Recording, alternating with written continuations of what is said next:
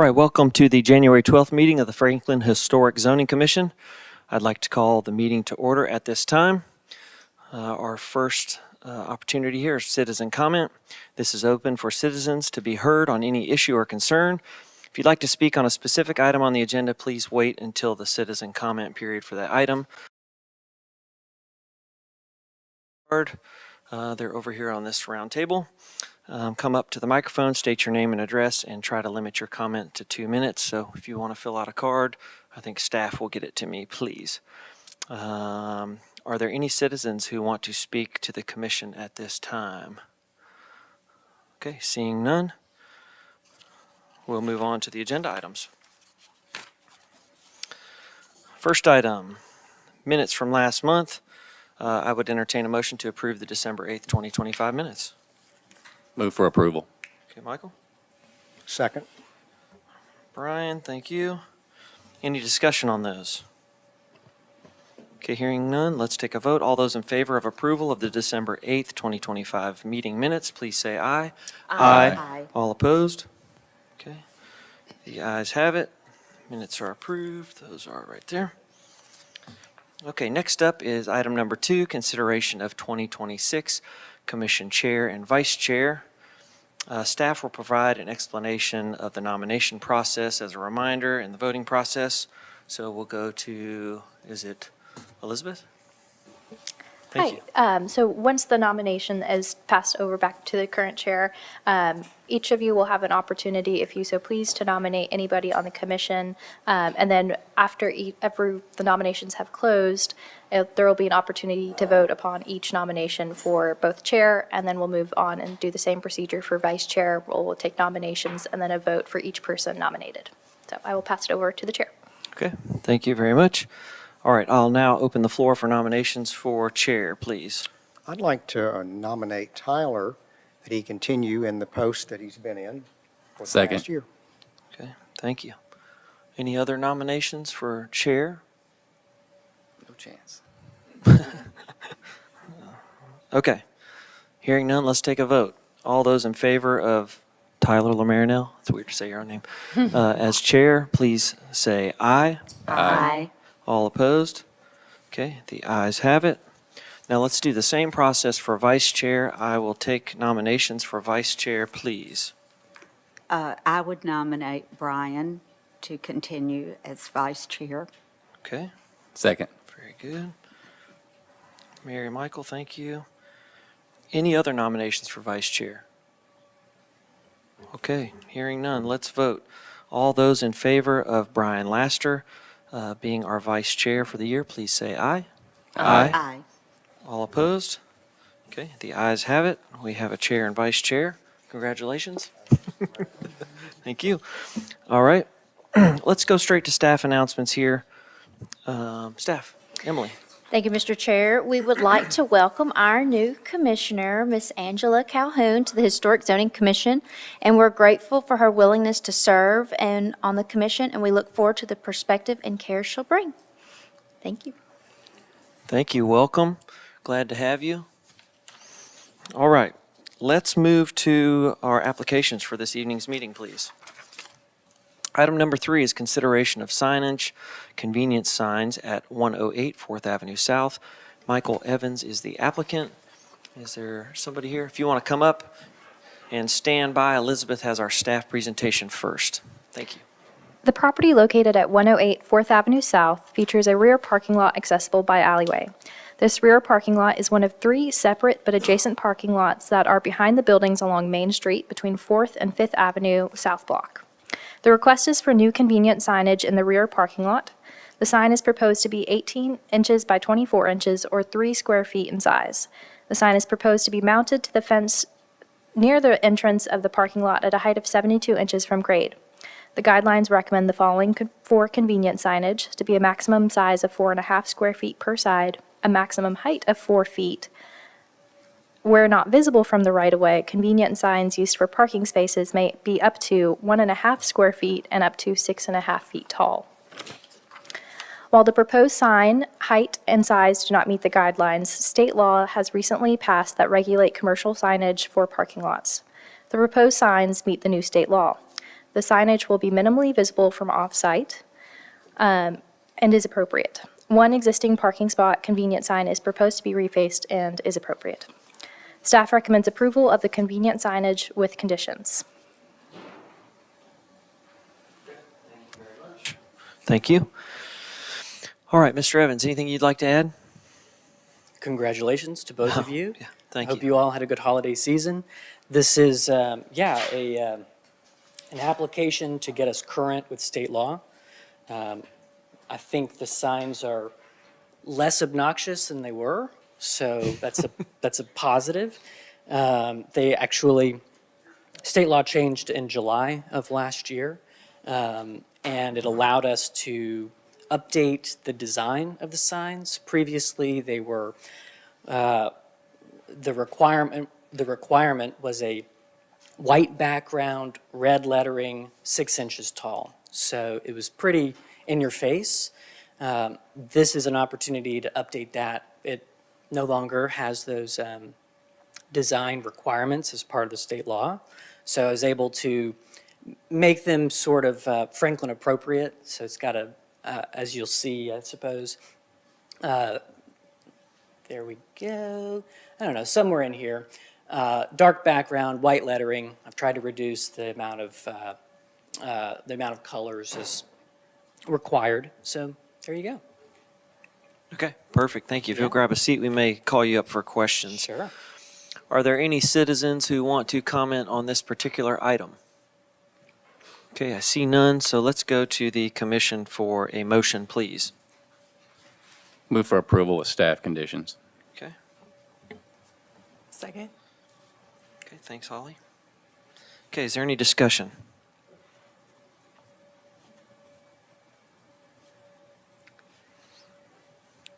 Nothing? I'm glad to see that at least our colorway and some of the things that, like you said, make it a little more appropriate to what our guidelines reflect are those are good things, I suppose. So, all right. Without any more discussion, we'll take a vote. All those in favor of the motion to approve with staff conditions, please say aye. Aye. Aye. All opposed? Okay, the ayes have it. Passes unanimously. Thank you very much. Okay. Item number 4, consideration of signage, a convenience sign at 435 Main Street. Michael Evans. All right, let's hear from Elizabeth to start, and then we'll have you back up if you have anything to add. So the property located at 435 Main Street features a rear parking lot accessible through the alleyway, and this request is for new convenient signage in the rear parking lot. 2 new convenient signs are proposed at the entrance and exit points of the commercial parking lot. The signs are proposed to be 18 inches by 24 inches or 3 square feet, and the sign is proposed to be post-mounted at a height of 72 inches from grade to the top of the sign.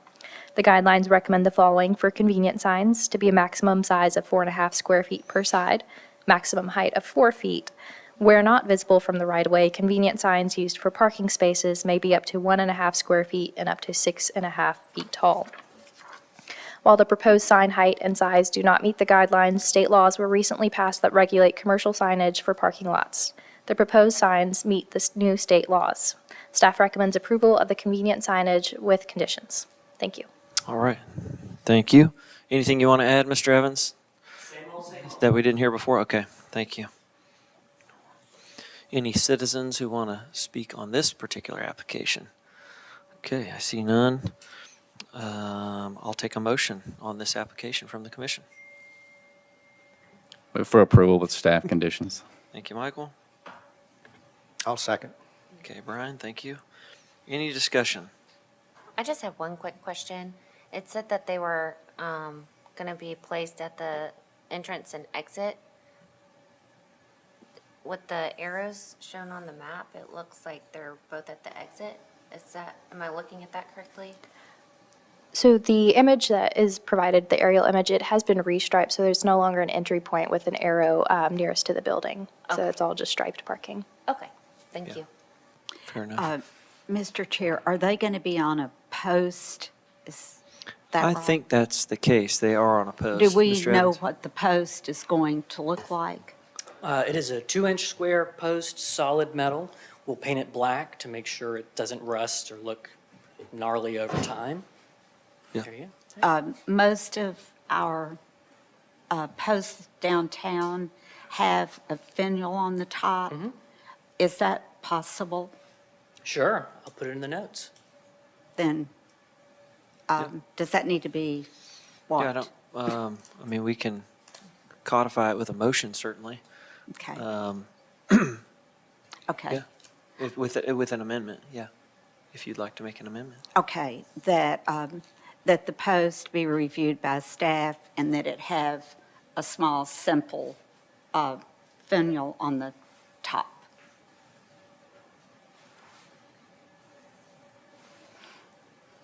I'm writing all that down. That the post be reviewed by staff and have a small, simple finial on top. Okay, there's a motion. Is there a second to that? Second. Okay, Michael, thank you. Any discussion on that? This is a retroactive active request for the previous item. Is that one on a post too? I think one of One- them was on a fence. One is Right. existing post-mounted, so it's already got a post, they're just refacing the sign. And a new one was proposed to be on a fence, but it would be required to be post-mounted as well. Okay, yeah. So they have posts. It's the same applicant, but, yeah, it'd be nice if they were, we had Okay. some type of standard, and we do. Yeah. That would be what we'd hope could be followed. Any other discussion on the amendment? Okay, let's vote on the amendment. So the amendment reads, the post to be reviewed by staff and have a simple small finial on top. All those in favor of that amendment, please say aye. Aye. Yeah, all the noes? Anybody? Mr. Chair, was there a second to the amendment? There was, Michael seconded it. Okay, thank you. All right, we're back to the amended main motion, which is for approval with staff conditions and that the post be reviewed by staff and have a simple small finial on top. Any discussion on that main motion now? Okay, hearing none, let's vote. All those in favor of that motion, please say aye. Aye. All opposed? Okay, the ayes have it. Thank you very much. Mr. Evans? Mr. Chair, was there going to be a motion to reconsider the prior item to add that condition? I couldn't tell. There was discussion of it. Again, that would codify that certainly. Do we need Is permission that from the applicant to do possible? that? No, you can reopen it. You may want to discuss with the applicant. They seemed agreeable on the second one, presumably the first one Yeah. also, but Is that something you're amenable to? I am. Okay, all right, let's, do we need a motion to reopen an item? Okay. motion to reconsider. Okay. It was unanimous, so everyone voted in favor. Would somebody like to make a I'll motion make to that reconsider? motion. Okay, a second? Second. Okay, let me get back to my notes here. Mary and Michael, a motion to reconsider opening item number 3. Any discussion on the opening? Is there discussion for reconsideration? You can, but everyone. Any was in favor, discussion? so it All seems right, like- let's vote. All those in favor of opening item number 3 for additional discussion, please say aye. Aye. All opposed? Okay, let's go to item number 3. Well, I would recommend an amendment that there be a staff review of the post and a small finial placed on the Okay. top. I'll So- second that again. So the motion, and tell me if this is what you intend, is for approval with staff conditions and that the post be reviewed That's and have the right. small simple finial on top. That's what I say. And that second is okay with you? All right. Any discussion one more time? Okay, let's vote. All those in favor of approval with staff conditions and that the post come back to staff for review and a small simple finial on Are we top? voting on the amendment first and then Nope. the overall? I made it all one big motion for you. All those in favor of that one big motion, please say aye. Aye. All opposed? All right, the ayes have it. Thank you, Mr. Chair. I think when we reopen it, we make a brand-new motion, and I just wrapped her all into one thing. I think, and the attorney's nodding, that was fine. All right. Item number 5 was withdrawn from the applicant, so let's go to item number 6, please. Consideration of alterations, retroactive principal building window replacement at 223 Franklin Road. Hank Gardner is the applicant. Mr. Gardner wants to make his way to the podium And we are going to hear from Elizabeth with our staff report first, please. The property located at 223 Franklin Road is located in the Franklin Road Historic District and is a circa 1939 bungalow which features a 2016 addition on the rear of the building. The request is for a retroactive certificate of appropriateness for the replacement of 8 windows on the historic building and 7 windows on the non-historic addition. The applicant notes that all of the windows which were replaced were not original or historic windows and had deteriorated due to improper flashing.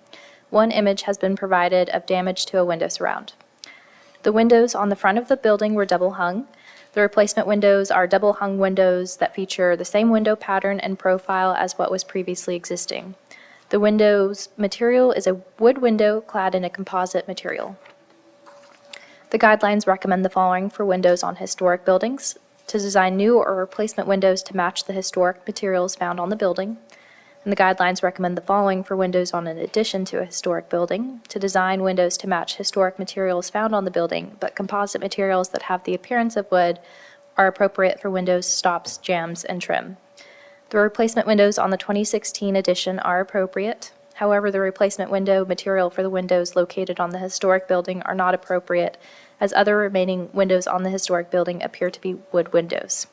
Staff recommends denial of the replacement windows on the historic building based on the following guidelines: to design new or replacement windows to match the historic materials found on the building, and staff recommends approval of the replacement windows on the 2016 addition with conditions.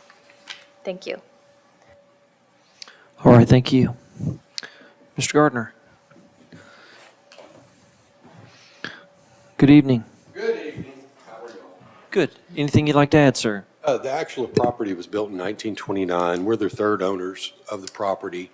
The second owner, Dan Brazel, was a general contractor and used it as a rental property for years. And he had replaced multiple windows throughout the side. The weights were cut in all these windows, so they were not original windows for it. So when we started doing the renovation on it, we left those sides of the windows because they were still in functioning condition. They still worked, basically. I'm sorry. I thought I put it on mute. So, and I hate to be the problem child for the Miles Manor area, because obviously we've had some stuff over the last couple of months over there. So we weren't trying to undermine the historical review committee on this end of it. We replaced like for like on it. The grids on it, the same profile for it, they're all the same. The only difference is that it's on a clad on the exterior for it, and that it can be painted, and we plan on painting the property when this is complete. We actually did consider the 3/0 profile on the front. We don't know what it was at the beginning when they built the property, when Farnsworth built the property on it, and so we didn't know. We actually looked at the diamond pattern in the front on it as well. And then after consideration, we were like, no, we're just going to replace like for like and be done with it and get better efficiency and windows for it. I'm not a GC or anything like that. We do this on our own for it. They're energy paintable clad windows, high quality windows. Obviously, it's an investment on our end for it. At the end of the day, if you drive down Franklin Road, It's listening. exactly. At the end of the day, if you drive down Franklin Road and look at the property, and if you looked at it 10 years ago or 15 years ago, it looks like the same property, same grid lines, same window openings, same everything. Okay. That's pretty much all that I have. Okay. What kind of windows did you use? We use a gel one double hung. So on the pictures on that, they're all wood. Are they aluminum clad or fiberglass clad? Do you know what They're the outside fiberglass, is? I guess they're a fiberglass painted clad, so, I mean, they can be painted. And we planned on painting the grids and for it as a Dover white. We're not painting it any special color. Okay. All right. Well, thank you very much. If you'll grab a seat, we may call you back up if we've got questions. Are there any citizens who want to comment on this application? Okay. All right, let's go to the commission for a motion, please.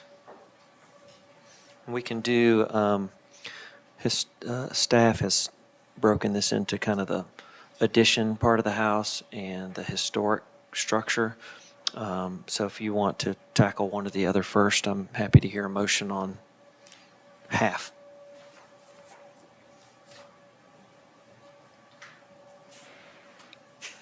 Brian? Mr. Chair, I move to deny the replacement window retro COA for the historic portion of the building. Okay, is there a second? I'll second. Okay, Madeline. All right. Any discussion on this one? I do. I have some, I just had, I heard something that piqued my curiosity, which had to do with the weights had been cut on the windows that were replaced. I mean, if the weights were on the windows that were replaced, they were historic windows. What would have been ideal is that if the commission had had a chance to have pictures of the windows before they were removed, so we could make an informed decision. I mean, that would have been ideal. But we're kind of left at this point not knowing, what was actually there, except we just heard probably a historic window. So the guidelines say that the wood windows should be consistent with the material that's on the historic property for replacement, and that's why I support the guidelines. Sure. Sorry. Can We I can't- clarify No, anything? no, sir. We'll let you know if we have specific questions. Yeah, thank you. Any other discussion?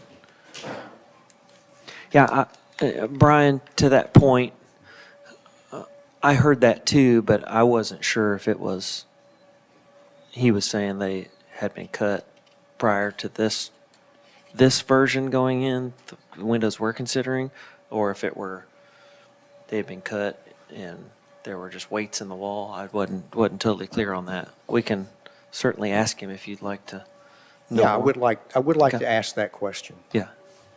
Now come on up. I was going to answer that question. Yeah. Yes, when we pulled out the windows, the weights are in there on the inside of it, already cut. They already weren't attached to the window that you They took were not out. attached to the window. Dan Brazel, the previous owner, like I said, was a general contractor. He owns a window company actually here in Franklin. And he just went in and put in these crappy windows. And they served their purpose on that side for what we were doing for the renovation on it. They were not original windows at all. I mean, the windows, I pulled out the weights from the bottom underneath the jambs or whatever from the windows on it. I mean, they were not original windows. Does that help answer clarify a little bit? It does to some extent. Yeah. I just don't know why you would replace windows that are completely replaced and leave the old weights in it. That just doesn't make any sense. And I happen to know from the previous owner that the front windows had been replaced. Yep. But all the other ones were the original windows. That I was not aware of. I mean, everything was cut inside there. We pulled out the lead weights for it. So, I mean, that's what I know. I would love to have seen some photographs, of what was there before, and that would have been nice. Yeah. Mr. Gardner, if you have a seat, we'll Yep. finish this item here. Any other discussion on this? I have Holly? a comment. The light pattern of these doesn't look historic, obviously, so it sounds like whatever was put in before this, if it looked like this, then it obviously wasn't historic either. But at some point, somebody changed the historic ones for one that doesn't even look historic. Will you pull up Light. the front elevation again?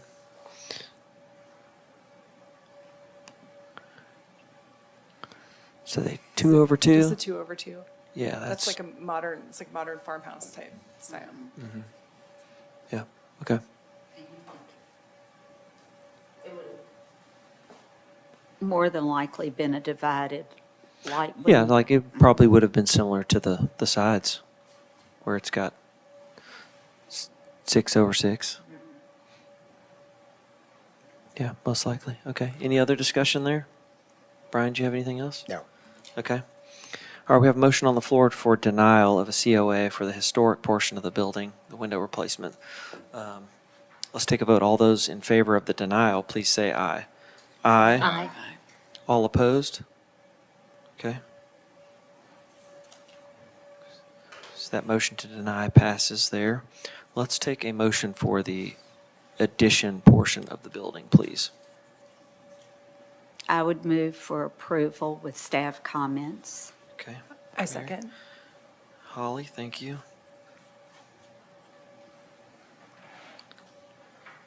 I'm going to write down here approval of the window replacement for the addition, just so we're clear, with staff comments. All right, any discussion on this one? Okay, hearing none, let's vote. Motion on the floor is for approval of the window replacement in the addition with staff comments. All those in favor, please say aye. Aye. All opposed? Okay, the ayes have it. Okay. Mr. Gardner, they'll get with you on next steps. Staff will. Probably send you an email. Is that what happens there? Okay, thank you. All right, item number 7. Consideration of preliminary Historic Zoning Commission recommendation and modification of standards for a mixed-use development at 318 Franklin Road, Harpeth Village. Greg Gamble is applicant. I think I saw Greg. Yeah, he's over there. If you want to make your way up, we'll hear from Emily first.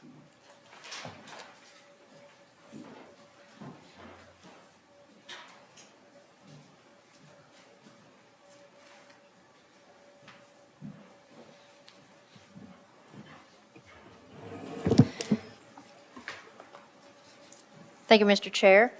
So the Historic Zoning Commission provides a preliminary recommendation at an early stage in the review process for development plans. These recommendations are then provided to the FMPC and the Board of Mayor and Aldermen, and the Historic Zoning Commission reviews the proposals in light of the Historic District Design Guidelines for consistency with the Historic District and potential impact to the historic resources within the district. The development is proposed at 318 Franklin Road. The proposed development are 5 commercial mixed-use buildings that are proposed on the site at 318 Franklin Road. 3 of the buildings are proposed to wrap around a parking structure.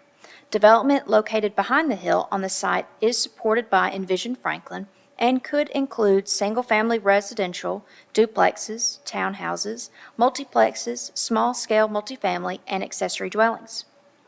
For the placement and orientation, the proposed buildings will mostly be situated behind the hill, and only a small portion of the new development could be seen from Franklin Road when viewing a previous video flyover when it is moving from Mac Hatcher headed toward the intersection of Franklin Road and Liberty Pike.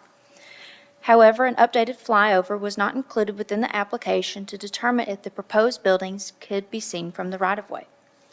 For the height and building form, the height of the proposed buildings range in height from 22 feet to 42 feet 6 inches at the highest parapet elements. Since the initial submittal, the heights of each of the buildings have significantly decreased. I'll scroll. There we go. The proposed building heights appear to be consistent with the historic commercial building heights provided in the guidelines.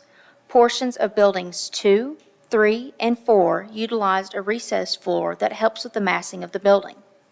While additional information is needed for several of the building's lengths and widths, the heights appear appropriate per the guidelines recommendation.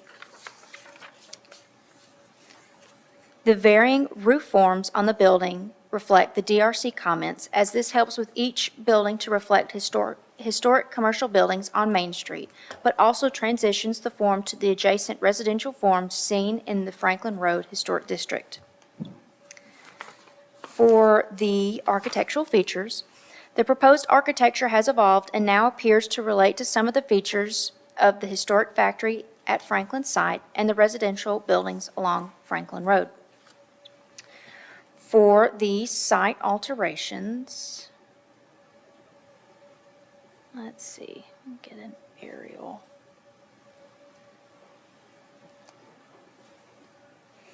The guidelines recommend that site and setting alterations should be considered as appropriate when they are undertaken in locations that are not visible from public view, do not involve the removal of historic features, and do not detract from or overwhelm the context of the historic districts. Additional information is needed on the impact of the proposed entrance drive on the hill and how it may impact the existing topography, if significant grading is needed, or whether retaining walls will be required to hold the earth back around the base of the hill, and any impact on the adjacent historic buildings. Some of the parking along the base of the hill is shown in green within the proposal and is proposed to be removed. In past DRC meetings, the removal of these parking spaces was supported as it helped to preserve the historic vista of the hill from Franklin Road. For the modification of signage, modification of standards for some of the proposed signage,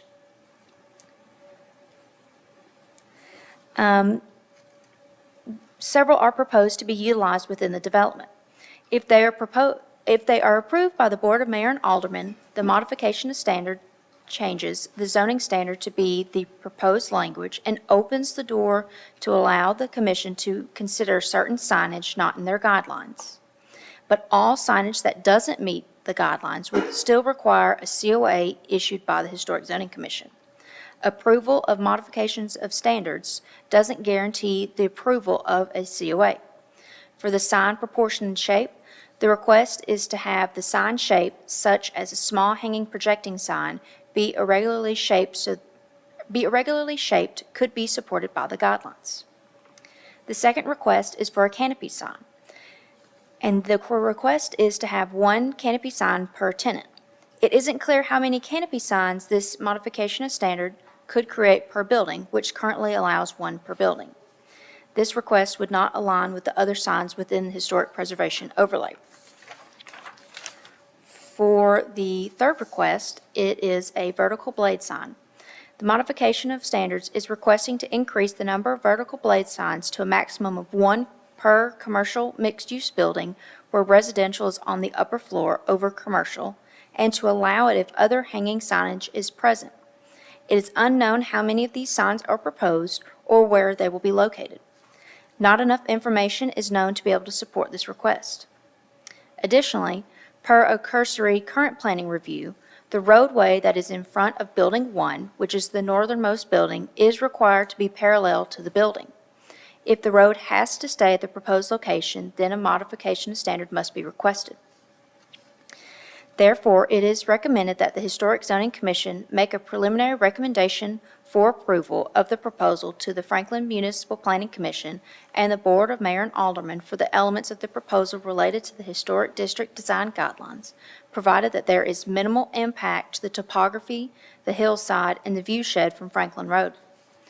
Please note that this is at a preliminary stage, and the Historic Zoning Commission is providing an initial recommendation to the FMPC and BOMA on whether this conceptual proposal, as presented today, meets the intent of the guidelines.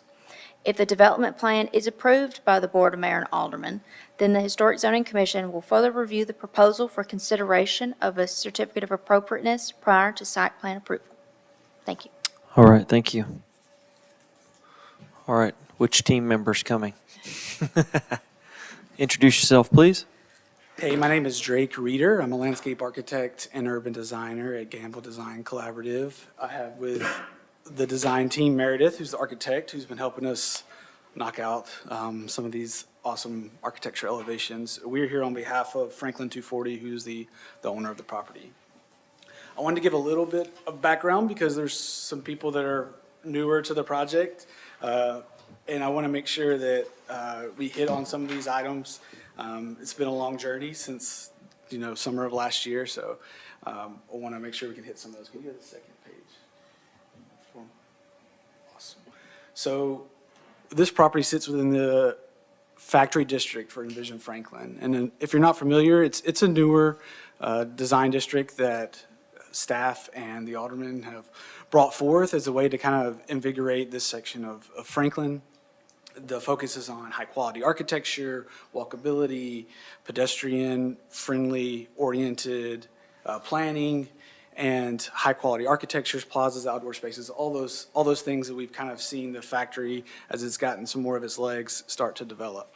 This property is the northernmost section of that factory district. So if you're coming down from McCatcher along Franklin Road, this is the first section of the factory district and extends all the way along Harpeth Industrial, and then to the factory, and of course across the street of Liberty Pike with Jameson Station and what was shown as Middle 8. So that kind of encompasses the factory district.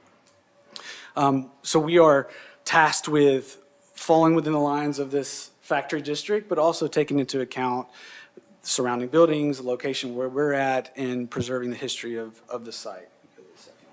So our client, understanding that there was a need, got with the previous state archaeologists to do a survey of the site to figure out where exactly on the site the historic elements and what we needed to preserve on that site. They went out and did an extensive survey using metal detectors. You can see all those little dots on there are those places that they pinged something with a metal detector. Most of them were nails and horseshoes, as you can imagine. There was a cistern found, but that's actually on the church's property. That's to the north. It's shown on this plan, but it's not technically on our property. It's a pretty neat little piece. We did present to the Battlefield Trust, gave them an idea of conceptually where we were going, but also present our findings. They were excited to work with us as we're trying to preserve this area. The Rodan, which sat on this property on the top of the hill, faced north towards Nashville up Franklin Road. So a lot of our design has come from that basis of how do we protect as much of the hill to the north, but also preserved the factory, or not the factory, Franklin Road view shed as you're coming down into Franklin. So there's a lot of tension going on here with this site, and we're trying to balance that with what we're proposing.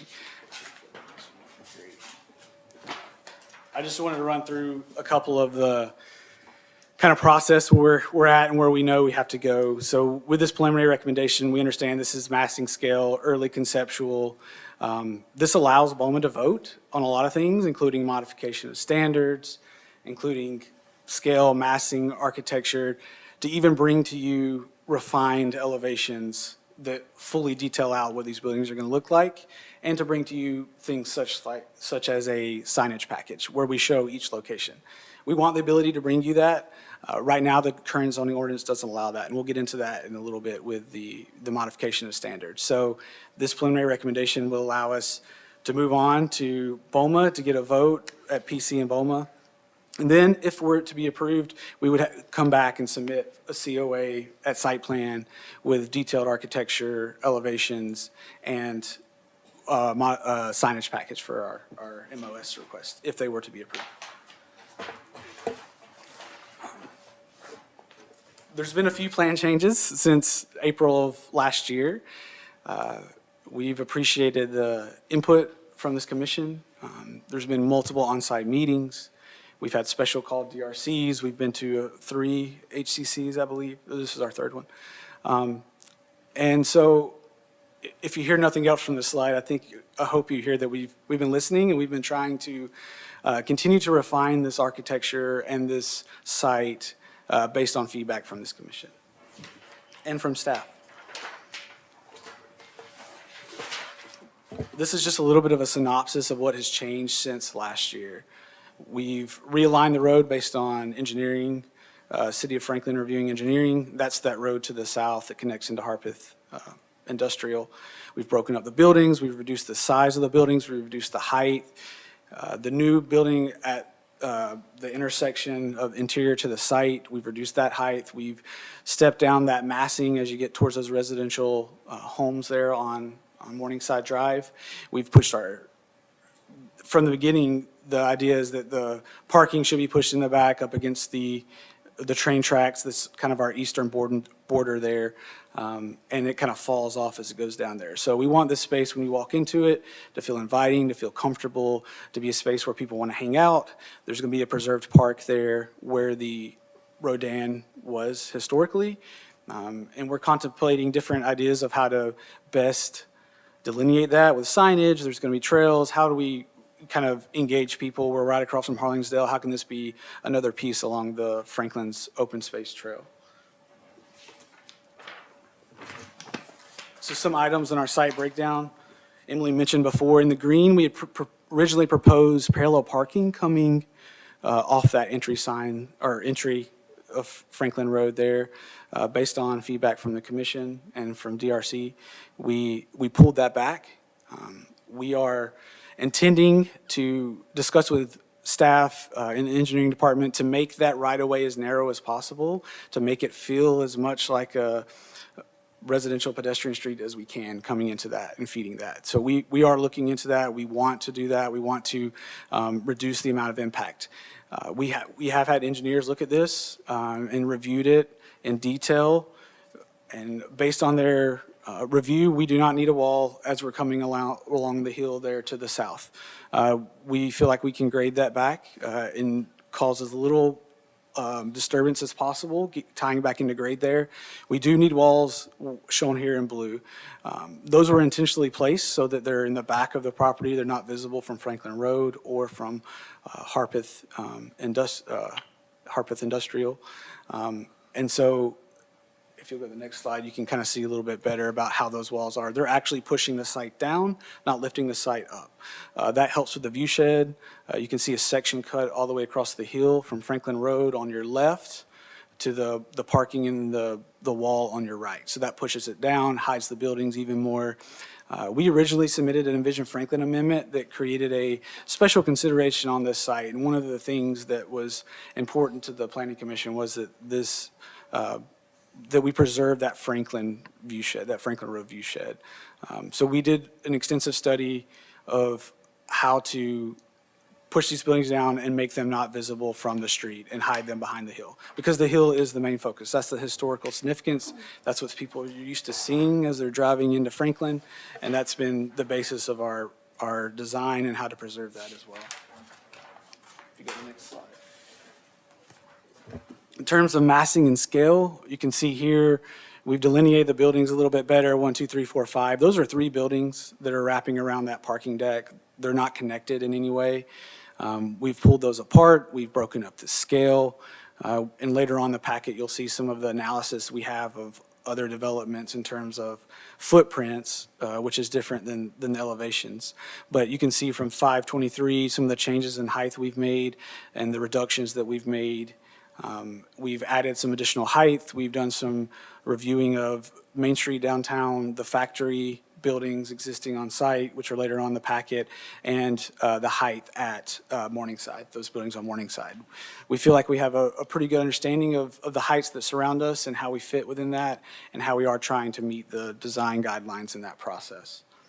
And I'm going to hand it over to Meredith to talk about the fun elevation stuff. Thank you. Good evening. I'm just going to talk about buildings 2, 3, and 4.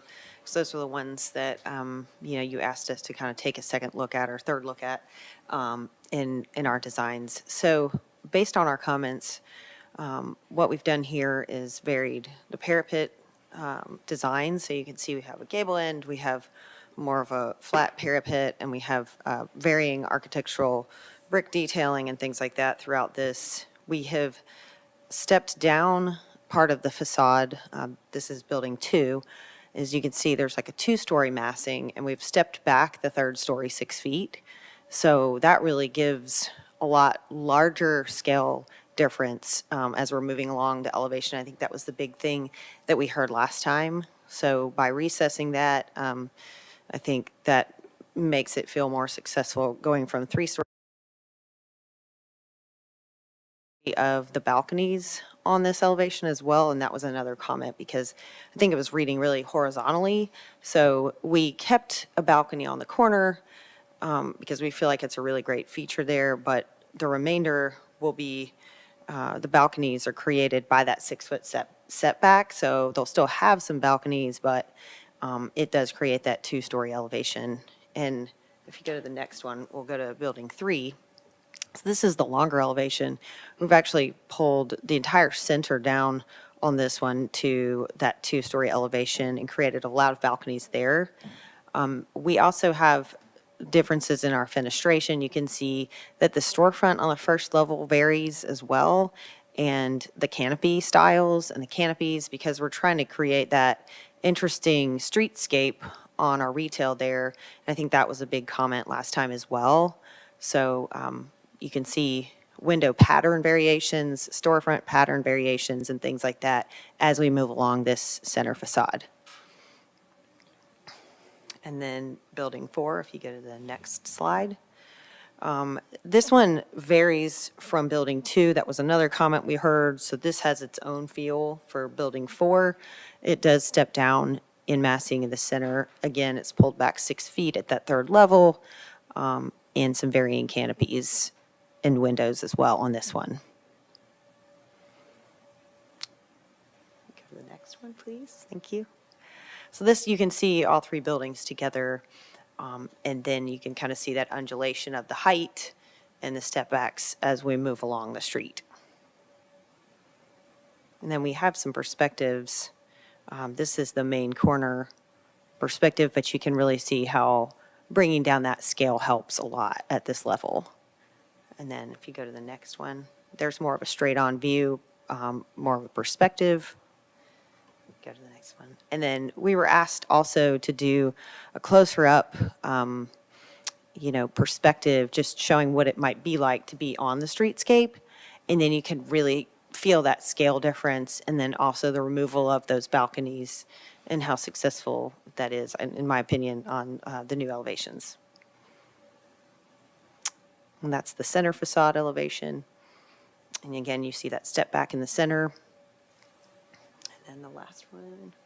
And then the end elevation as well. Okay. And then this just shows the entire site from the north, looking at the larger building, all the buildings kind of together. You can go to the next one. And then this shows the more center jewel box building as it relates to Morningside Drive. And you can see kind of how far that sets back, and also that that's a single story, and then it transitions up to a 2-story beyond. And this one shows that center building as it relates to Building 3. So Building 5 as it relates to Building 3. And you can really see that that scale of the 2-story relates across the street to the 2-story of Building 5. And this just illustrates the 121-foot distance between Morningside Drive and the building number 5, retail. And I'm going to turn it back over to Drake now. Thank you very much. Thank you. Yeah, we just wanted to include a few of the kind of figure grounds of some of the sites around us, the factory, our site, and in comparison to Jameson Station, just so you can kind of get a real feel of what these buildings are in terms of length. You can see our buildings relate really well to the Jameson Station corner building. It's actually a little bit smaller than that building as you come around. And then how it relates to the massing of the factory, which they're individual buildings but tend to kind of grow together as it has developed over its time. Next one. We just wanted to show some elevations, facades adjacent to a couple of new projects, City Hall, that we're excited about, the Factory Hotel, how those lengths and widths and heights and massing and scale relate to those facades as well. I feel like we are addressing the street where we've added a lot of that facade variation that I know was important to the commission. Next one. And then some additional heights that we've included on Main Street. We did a further review based on Google Earth. It looks like the highest building is 43 feet there on the corner. It is a mixture of 2.5, 3 stories. It gets a little interesting as you look down the street. We've included some of the buildings outside of what is traditionally Main Street, their heights and the comparison there. If you get the next one.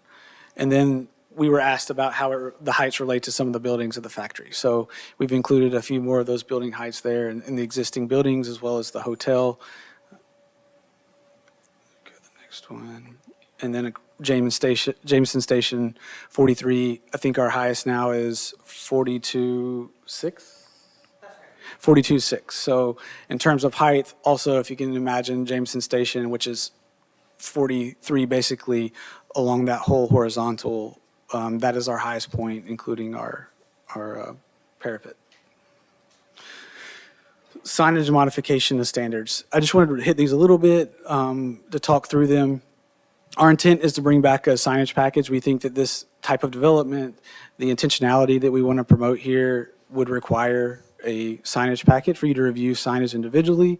But in order for us to bring back that packet how we would like to, we need some of these modifications. These are some modifications that have been approved by PC and BOMA in the past.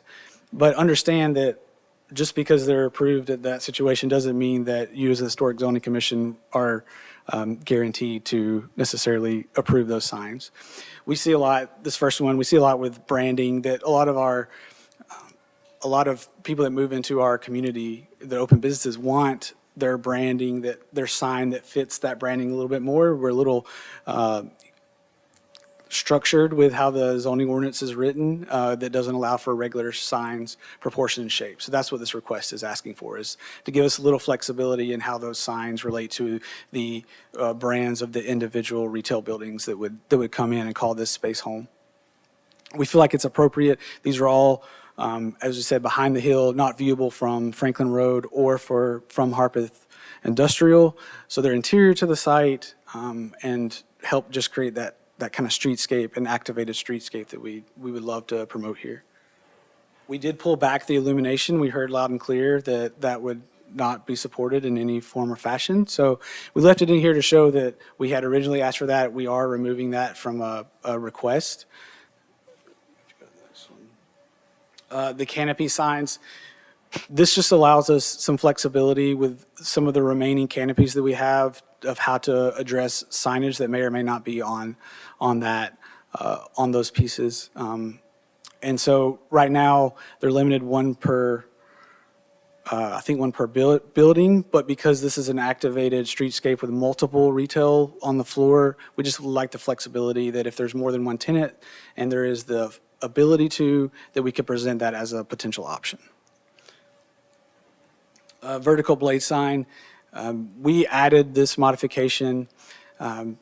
What happens a lot with some of these mixed-use developments is you have the retail commercial on the ground floor. They have their signs, but there's no signage for the overall development of the overall branding or even the residential units that are there. So our request is at potentially for each building, the ability to add a vertical blade sign for branding purposes. Once again, interior to the site, we're behind the hill, we're tucked in and not visible from Harpeth Industrial or from Franklin Road as you come across there.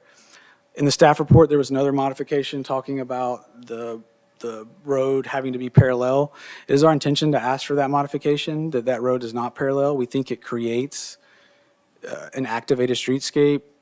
Some commissioners previously had talked about outdoor dining and spaces for people that if they want to sell retail, maybe could have that out on the street or just have a more welcoming pedestrian experience. So that is going to be a request of ours for that modification so that we can keep this layout the way that we are proposing that you are seeing today. And then is that the last? Yeah. We're happy to answer any questions. Okay, thank you, Mr. Reader. If you have a seat, please. Are there any citizens here who want to comment on this item? Okay, hearing none, let's go to the commission for a motion, and I think I think it's probably best to keep the plan recommendation and the modification standards kind of separate. So let's talk about the plan for now. The plan recommendation. Again, it's not a certificate of appropriateness. It's just a recommendation to BOMA and Planning Commission. Mr. Chair, I move to recommend preliminary approval of the proposal to the Franklin Planning Commission and the Board of Mayor and Aldermen. Okay. Is there a second? I'll second that. Okay, we have a motion for a recommendation. How did you put it again? Preliminary A favorable, preliminary approval for the proposal to the Board of Mayor and Aldermen and the Franklin Planning Commission. okay. And that's for the plan, Okay. not the modification of standards. Okay, so the motion is for a preliminary approval for the plan, just the plan proposal to BOMA and Planning Commission. I never know how to word this one. It's kind of odd. Okay, any discussion on this motion for the preliminary approval? I have Mary? some discussion. Number one, I think the way it's cited, it's exciting that the hill's being saved. I'm very excited how it's situated. I think having a conversation that this somehow be inspired by Main Street really does an injustice to having a factory district. It's homogenizing to me, and some of, I think the buildings have come a long way. I think several of them are very successful in that. I think others are too high-styled, and we have a chance to look at that. But I think what bothers me the most is linking a conversation on the factory district with Main Street. And so I would really appreciate that coming out of these discussions. Okay. Anybody else? This has a chance to be unique on its own, and Jameson Station, I think, has done a good job of being inspired. That would be an example.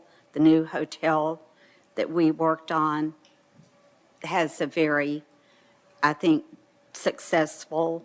I've continued to say this was a rural district. If it died a little bit more into a rural look at the north end, I think that would matter. But what I just sit here feeling such a missed opportunity about is tying this conversation into Main Street. Thank you. Are you saying that the buildings, some of them look like Main Street kind of Yes. suites? And And- it's a little more rural than that? Right, Okay. yes. Understood.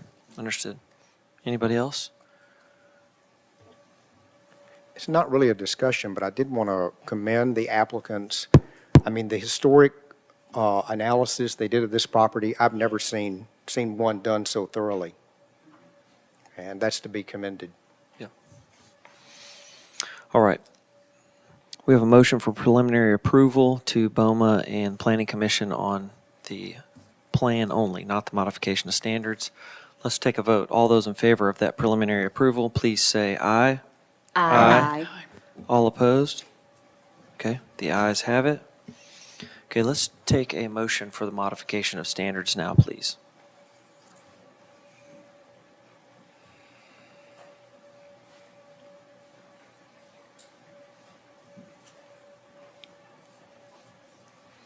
Would you review everything that they're requesting, I'll the try, modification? and staff can maybe help me. So the first one is that for signs, I think planning and our own guidelines both allow for this type of sign, but it's pretty specific on shape. Is that true?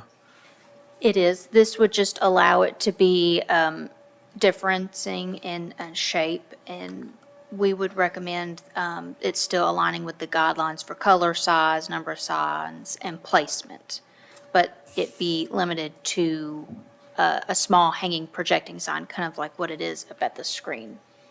Yeah. And what is, so if they didn't have an irregular shape, they would all be the same size? Well, they could be circle, Or square. square, rectangular? Okay. what I heard, I thought I heard the applicant say, but I think I maybe misunderstood, was that every awning could have lettering on it? It's for the sign proportion and shape, a canopy sign to have letters above or below it, and then a vertical blade sign in addition to any kind of signage below it. Yes, so I think the vertical blade sign, as I understood it, it would add to your number of sign count on the building. And they probably run out with all the suites wanting their blade sign or their hanging sign or canopy sign. So it'd be allowing another vertical blade sign above the retail. It sounds like one on each building. Does that make sense? And then the canopy signs, we allow canopy signs, but they're specifically asking for, I think our guidelines recommend being printed straight on the canopy, but not sitting above or below, like welded or standoff letters, that kind of thing. Gotcha. Yeah. Brian, did you have something? Yeah, the discussion I would have with that is that when the factory had their modification of standards approved, all of that came before us and, you know, so I we would will agree. get to see it. Yeah, we'll see all this as a COA. And it have a chance doesn't to- mean we have to approve it. No, we'll weigh it against the guidelines, like we always do. They will be allowed to present something different if they're approved planning, but we'll still get to consider that again. Trying to think, what was the other modification standard? There was a last one, straighten the road. To keep the road skewed, not parallel to the building.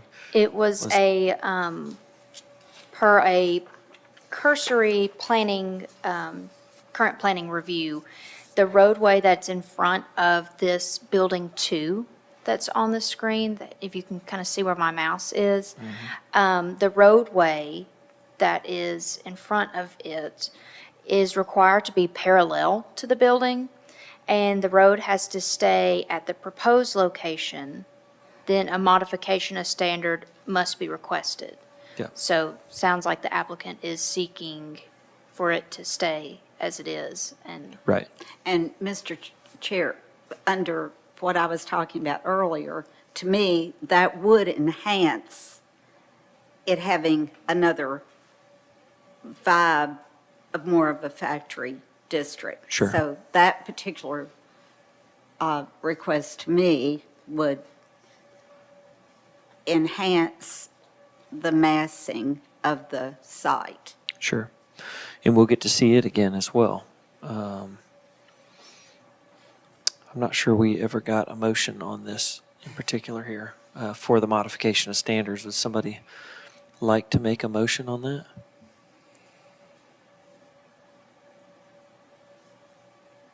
Mr. Chair, I move for a preliminary approval for the modification of standards for the proposal to the Franklin Planning.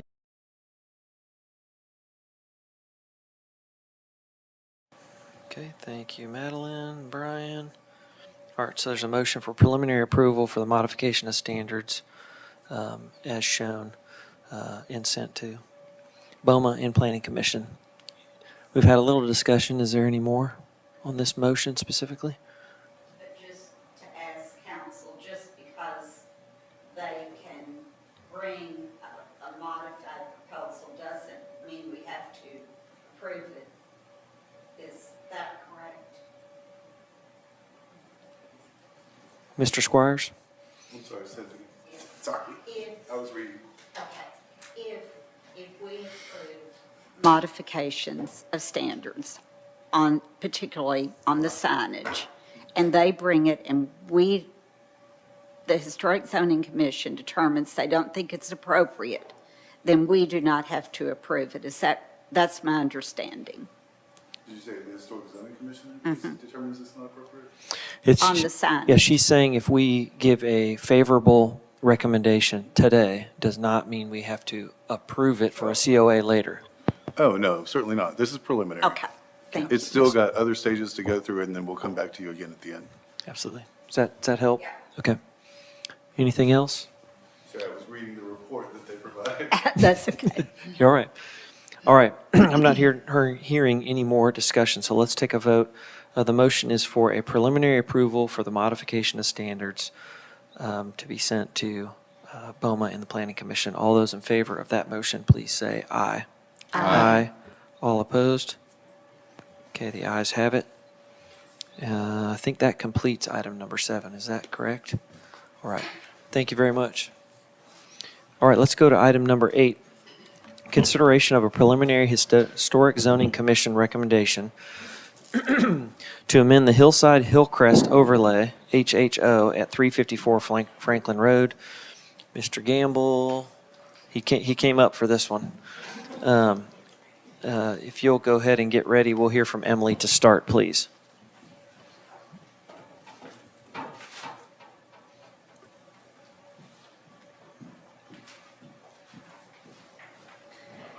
Thank you, Mr. Chair.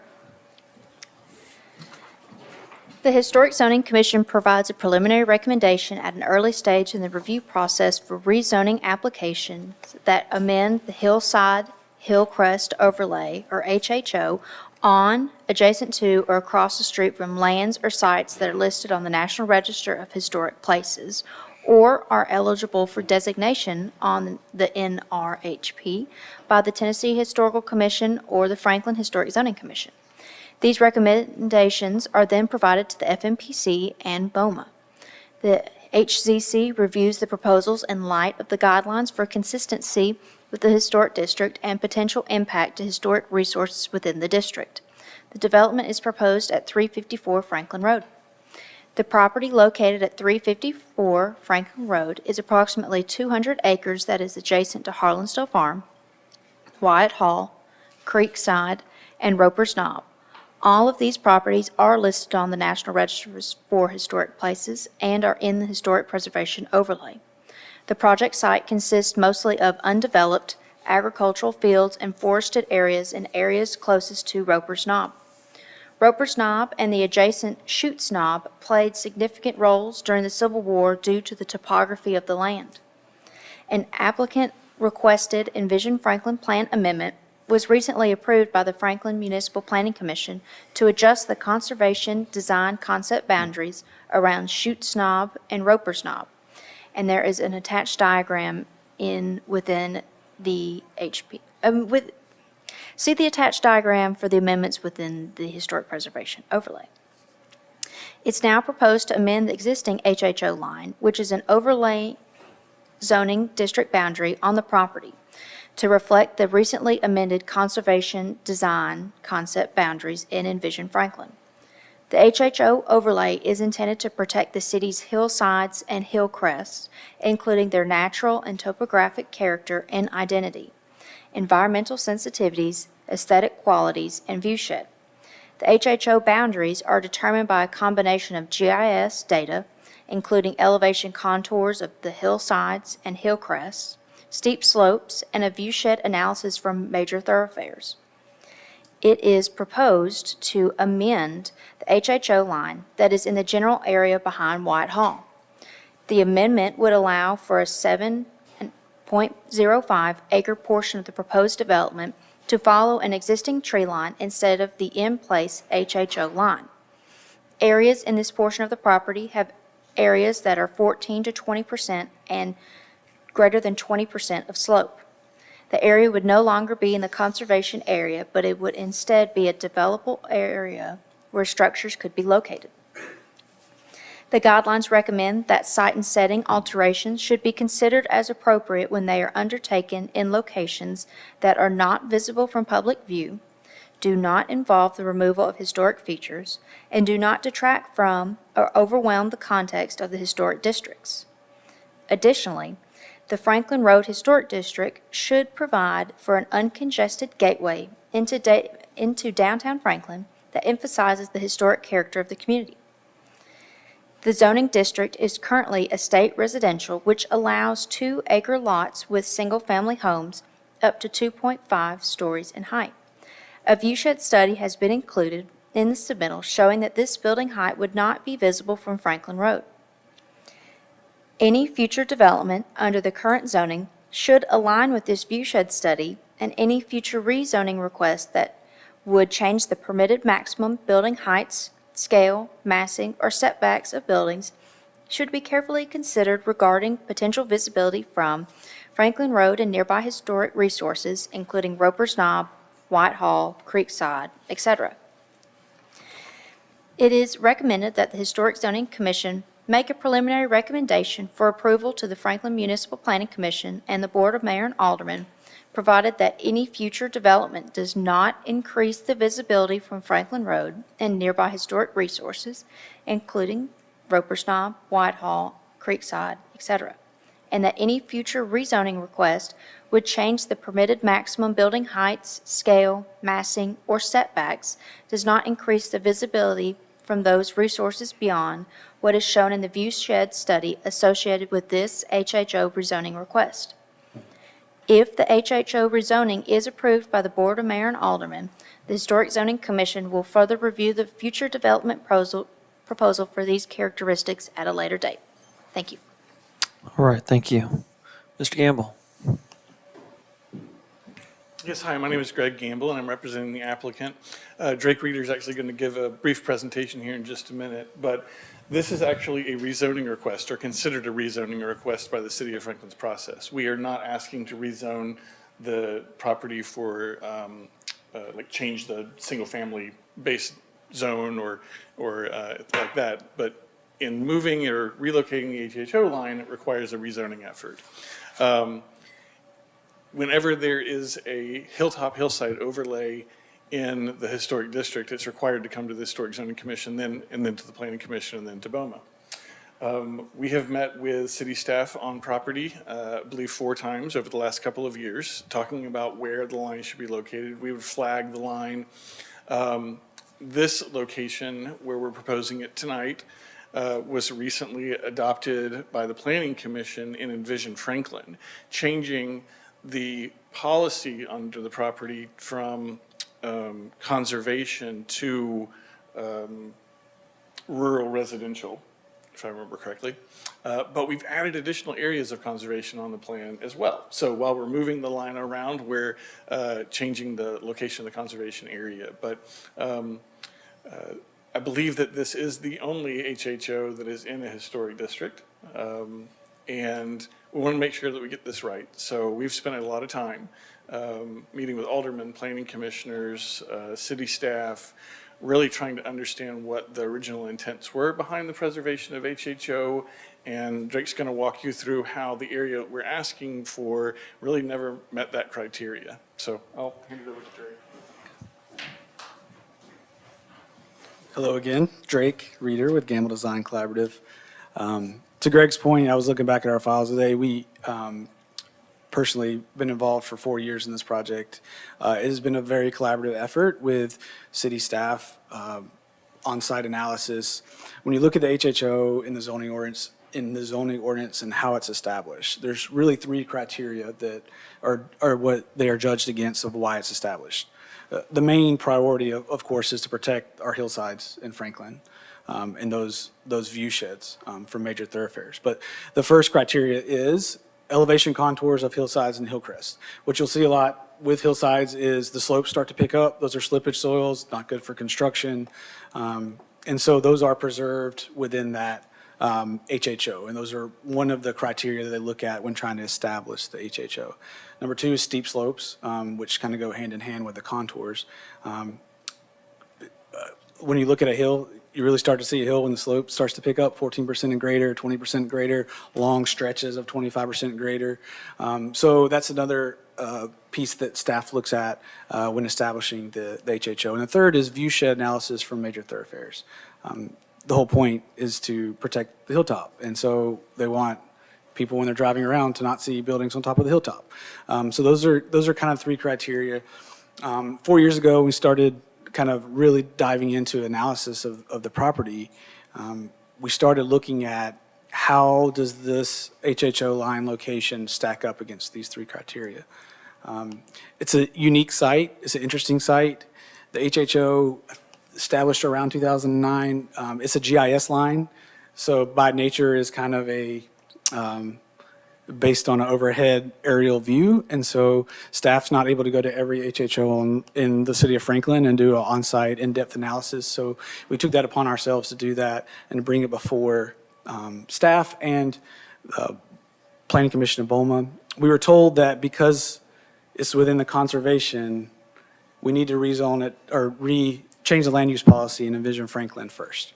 So that started this long process. If you go to the next piece. So step one, back in September, we did get approval to amend the conservation area.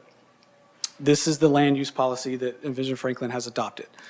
This basically keeps what was existing as rural reserve and conservation. It takes conservation and moves it to rural reserve. So the same protections in Envision Franklin that were there for rural reserve are also there now in this site.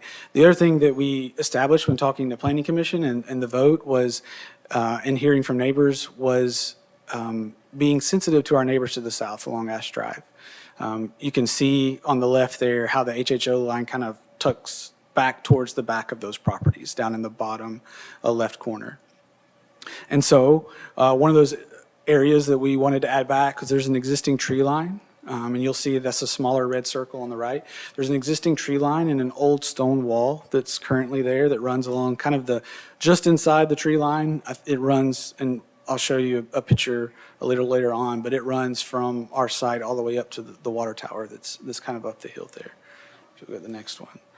So we are early in the process. I don't know how many times to say early, but we don't even have a plan at this moment. We just got our Envision Franklin approved in September. This rezoning is just to move the line. That line doesn't change the zoning on the site, as Greg said. It doesn't change the Envision Franklin policy on the site. It only moves the HHO line to better align with the conservation policy that was approved at PC, at Planning Commission, in September. Any additional changes of zoning, development plan, site plan, all would come back to Historic Zoning Commission for approval and review of any sort of plan that comes through. If this is approved, the zoning remains a state residential, Envision Franklin remains the same, and then any further action, like I said, would come back before. If it's a site plan, COA would be required. Development plan, like we just talked about, a preliminary recommendation before a COA would even come forward. So there's a lot of process to go through on this one as we start diving more into it. If you go to the next one. So existing policy, rural reserve is 50% natural open space must be preserved on the site. So this is the land use policy, once again, for Envision Franklin. So 50% of the whole site has to remain in open space. Grading techniques that dramatically alter site vegetation and topography should be prohibited. Maximum of 2 1/2 stories. Lots may be 1/2 acre minimum. The 2 1/2 stories is important because our view shed, we use 50 foot because that's around 2 1/2 stories. As kind of a metric by which to guard our view shed. But this is the Envision Franklin policy that would remain on the site, and the next one would be, and if you're not familiar, Franklin recently broke up their residential conservation into 3 different ones. A rural reserve is one of their conservation policy for residential. The existing zoning on the site is estate residential. That's 2 acre lots minimum, once again, 2 1/2 stories max, 150 foot lot width. That doesn't change with this policy, it just moves the HHO line. If anybody wanted to bring a 2 acre plan before you, they would require COA before they can move forward, with it being within the historic preservation overlay for the site. So this is kind of the existing conditions and layered upon of what's currently on site. So you can see Spencer Creek up there at the top. So we're to the north, we have a creek, we have a 100-foot floodplain. As you come off Franklin Road, you see there's just a little bit that touches Franklin Road. Franklin Road has a 150-foot scenic corridor overlay offset. So no development can occur within that first 150 feet.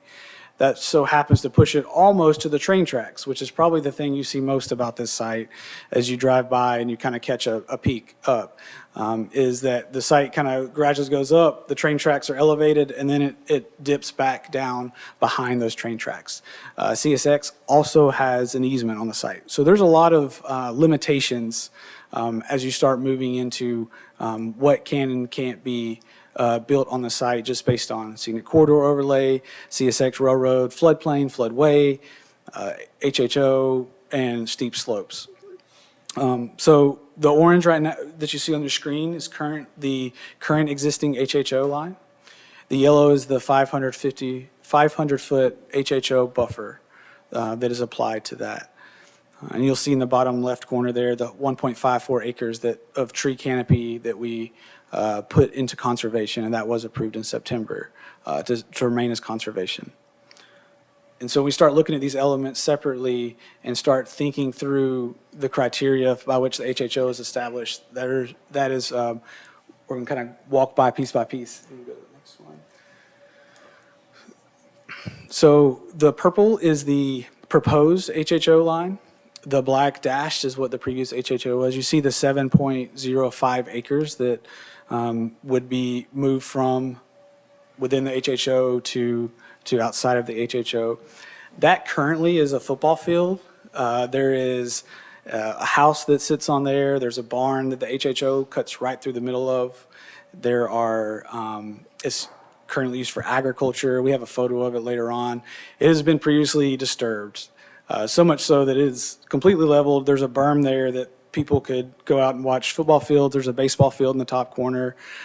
So this is an area of previously disturbed by previous owner land within the HHO. And most people don't even realize those things are out there because it's so hidden from Franklin Road.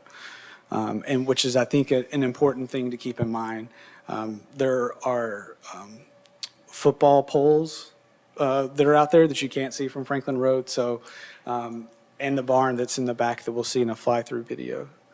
So we are establishing based on contours. So when walking out there with staff, we looked at where the steep slopes began to pick up, where there seemed to be a consistent HHO. There are some parts of this HHO that drops 50 feet in how the line comes across the land. So upon further analysis, we pulled some of those elements together to look at the steep slopes and the contours, which are two of the elements of the criteria for the establishment of the HHO. And you can see the football field there within there. So using steep slopes, contours, and if you go to the next one, tree canopy. Staff was really felt really strongly about tree canopy because it gives a visual guide when you're walking on site. You can understand what that means when it says we're going to go to this tree line. There were a few different times we flagged this on site. Staff came out, reviewed where the line was, and upon collaboration, felt like this tree line was kind of the edge of where the hill started to pick up. So staff wanted that HHO line to be on the front side so that tree canopy is preserved coming through there. And so that was an important piece. And then tying back to where the previous HHO line was, we wanted to make sure that we were still preserving that tree canopy that backs up to our neighbors there on Ash Drive. So that's why it kind of takes a hard turn there to the left. And can you go back one more? I just want to point out where Roper's Knob was in relation to where the site is, because I know that's people get a little mixed up where the actual Roper's Knob and where Chutes Knob is. So Roper's Knob is the property to the right. You can see it there. That's owned by the state of Tennessee. The property to the left, the bottom left, right underneath it, that's owned by the city of Franklin, and then the property to the right is owned by the city of Franklin. So city of Franklin and the state own majority of Roper's Knob. There have been discussions of plans to incorporate of how we can better preserve that cultural asset, but that is where Roper's Knob is. We are on the opposite side, and there is wanted to make sure that it was understood that the HHO line is not impacting the Roper's Knob view shed through there. If you go to the next one. So here's some of the photos. You can see the existing football field.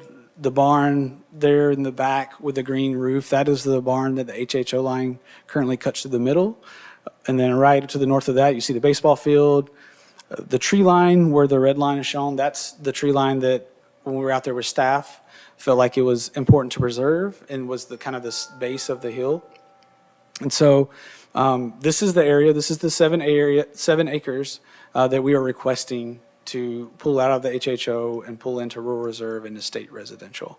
And then as that line would come south on this picture where it dead ends on the right, that's where that wall runs the whole length all the way up to the water tower up there.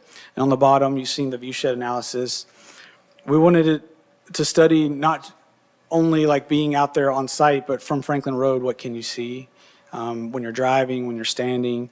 And so we pulled together an analysis of how the grades work, a hypothetical 50-foot, where a 50-foot building would be, if the furthest back it could possibly be, and then how the line of sight reflects to that. You'll see the light green, that's the proposed revision. The dark green, that's all within the HHO and still consistent. So we would be moving the light green from the existing HHO into outside of the HHO. I think the next one is the video. Can we play that?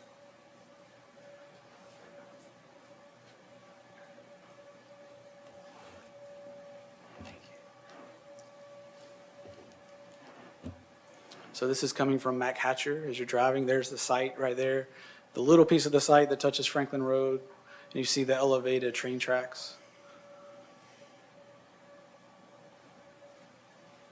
Like I said, it's theoretical 50 feet because we don't have a plan at this time. Theoretically, the largest building that could be built on the site is a 2.5-story residential home at this time.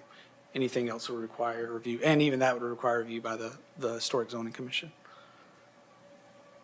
Sorry to mess up your flow, Emily. Okay. Let's see if there's any citizens here who want to comment on this one. Anybody? I don't see anyone. All right, let's go to the commission for a motion, please. A lot to digest there.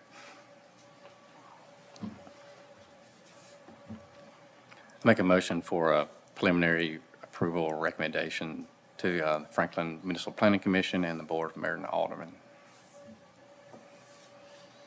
Okay, preliminary approval to BOMA and Planning Commission. Is there a second? Second, Mr. Chair. Okay, Brian, thank you. All right, any discussion? Yeah, just for this board to know, Planning Commission has really scrutinized the request. It's been through a lot. We're asking for a little bit more. There's a lot of give and take on it, but what you see now before you is a very good compromise between what they're wanting to do, and based on neighboring comments, staff comments, alderman comments, everything is incorporated into what they presented today, and as long as it stays intact with that, it will continue to go forward. Okay, thank you. Any other comments? And staff is recommending for this. We are with the caveat that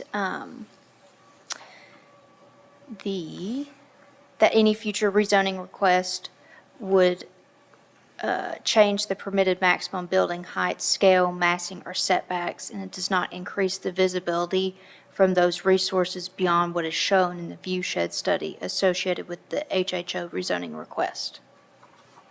Well, what I guess I would say is I will go along with this if everybody thinks it's okay, but I want you all to know that it was very, very difficult to get the Hillside ordinance passed. When I was at the Heritage Foundation, we led that effort with citizens. I think we should take it very serious. I think regulations like this is what has attracted development to our community and kept it having a historic feel to it while embracing new development. And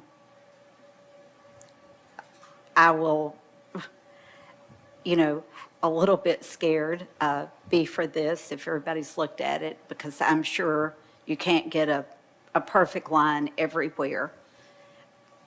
But I think opening this door to change the hillside contours will have a huge impact if it were to open that door.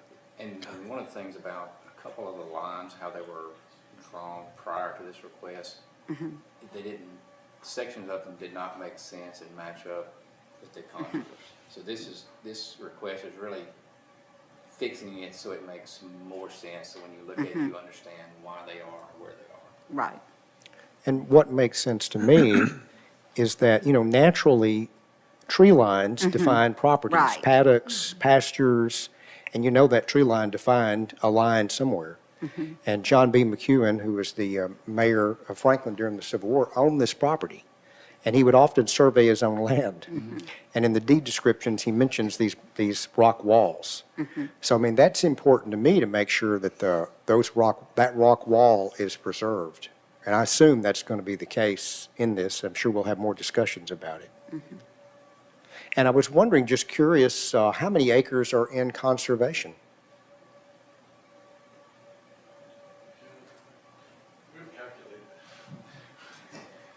We've calculated it, but I don't have it off the top of my head. Okay, It's that's well fine. over 85 acres, though, I think, Right. of the total property is 200. Yeah, it's well over 85 in the conservation area that you're seeing there. That doesn't include the floodplain. Floodplain is additional conservation. I'm just talking about the hilltop. Yeah. Great, thank you.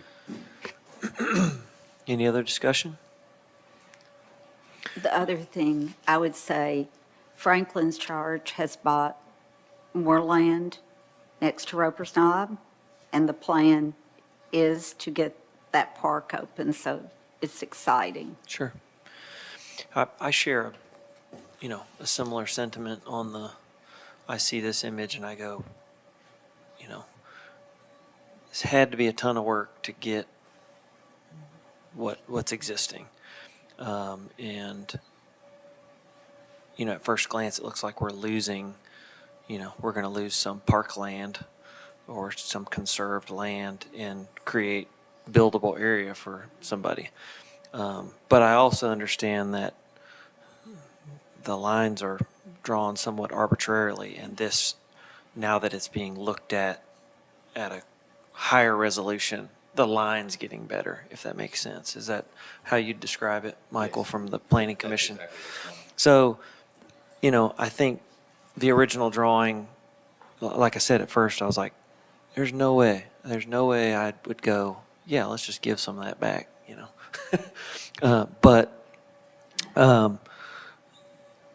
considering that it's a refinement of the line and that this original version is really just a conceptual, we think this might be where it is, and now we're looking at it in a more finite way that I can understand the adjustment there. So, Yes, and I'm going with that, but I just want you all to know that things like saving the hillsides did not come easily at all, so it needs to be serious.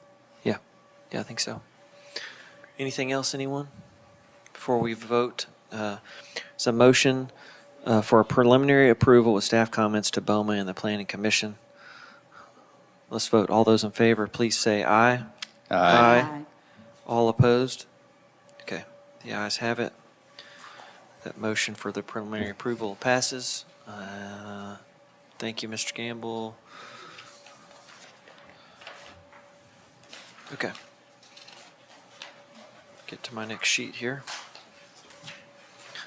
Other business. We have one quick reminder that we will have regularly scheduled design review committee meeting next Tuesday. Monday is Martin Luther King Jr. Day, and so it'll be here at 4 o'clock on Tuesday. And so the deadline to apply is 11:59 tonight. And if anyone wants to be on the agenda, send us an email, and we'd be happy to get you on the agenda. And Mr. Chair, we have a new commissioner. We do. We do. We're glad to have Angela. Thank you so much for joining us tonight, and we look forward to getting to know you some more. I'm glad to be here. Great, yeah. Also, anybody wants to come out and see Ben Franklin, Saturday morning, 10 a.m., Williamson County Archives. There's a statue dedication and some other activities, so kind of in our wheelhouse. So come check that out, if you will. Anything else, anybody? Well, our chairman will be there. I'll be there, and I'll be dressed in funny clothes with my whole gaggle of geese behind me in their funny clothes. All 3 kids, so my wife's the smart one. She avoids it. All right. I would entertain a motion to adjourn if you all are ready to go. So moved. Michael, thank you. Is there a second? Second. Surely y'all don't want to stay here. All right. All those in favor of adjournment, please say aye. Aye. Aye. All opposed? We are adjourned. Thank you.